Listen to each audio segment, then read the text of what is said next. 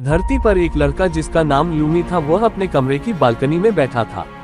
उसके पास एक बड़ा टेलीस्कोप था जिससे वह आकाश को देखता था।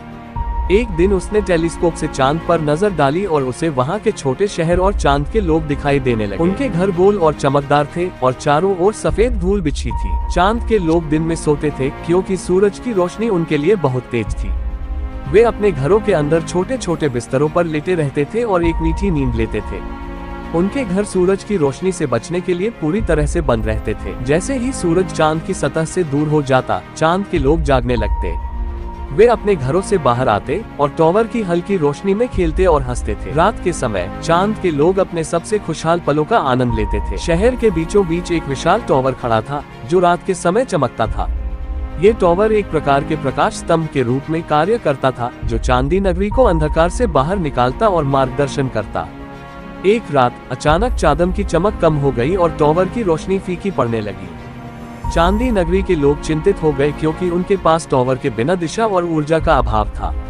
टेलीस्कोप वाले लड़के का नाम लूमी था। लूमी ने तय किया कि वह इस समस्या का समाधान खोजेगा।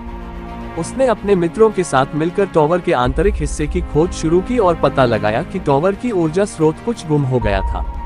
लूमी और उसके मित्रों ने खोज के दौरान एक रहस्यमय ऊर्जा क्यूब पाया जो टॉवर की शक्ति को फिर से बहाल कर सकता था।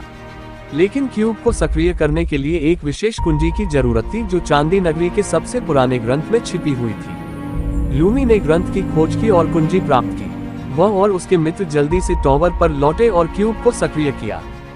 जैसे ही क्यूब सक्रिय हुआ, टॉवर की चमक वापस आ गई और शहर में ऊर्जा का संचार होने लगा। टॉवर की चमक के साथ चांदी नगरी में नई ऊर्जा का संचार हुआ।